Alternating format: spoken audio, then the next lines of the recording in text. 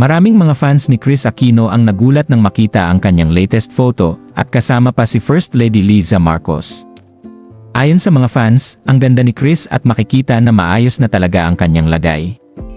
Ayon na rin sa post, magkasama si Kris at First Lady Liza na umattend sa birthday ni Michael Leyva.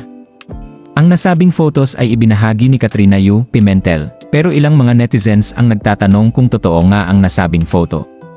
Kaya naman kinumpirma ito ng kaibigan ni Kris Aquino na si Dindo Balares. Sa nasabi ding photo ay marami ang natuwa dahil makikita ang fresh na si Kris Aquino. Ayon sa mga fans, maganda ang resulta ng sama-samang panalangin para sa paggaling ni Kris. Sana din daw ay magtuloy-tuloy na ang paglakas ni Kris at tuluyan na ang total recovery. Ilan din kasing mga fans ni Kris ang naghihintay sa kanyang pagbabalik bilang isang mahusay na talk show host. Kamakailan din ay ikinwento ni Kris na maayos ang kanyang team na nag-aalaga sa kanya, at naghahanap din siya ng mga nurses at caregivers na tutulong sa kanya.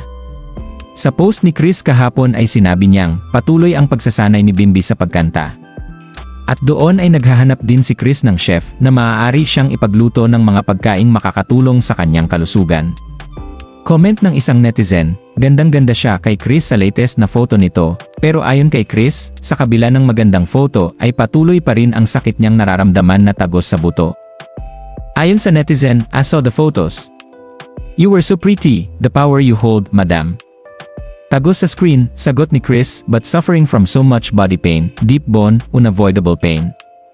Sa bandang huli ay sinabi naman ng netizen na ang buong Pilipinas ay nagpe-pray sa tuluyang paggaling ni Kris.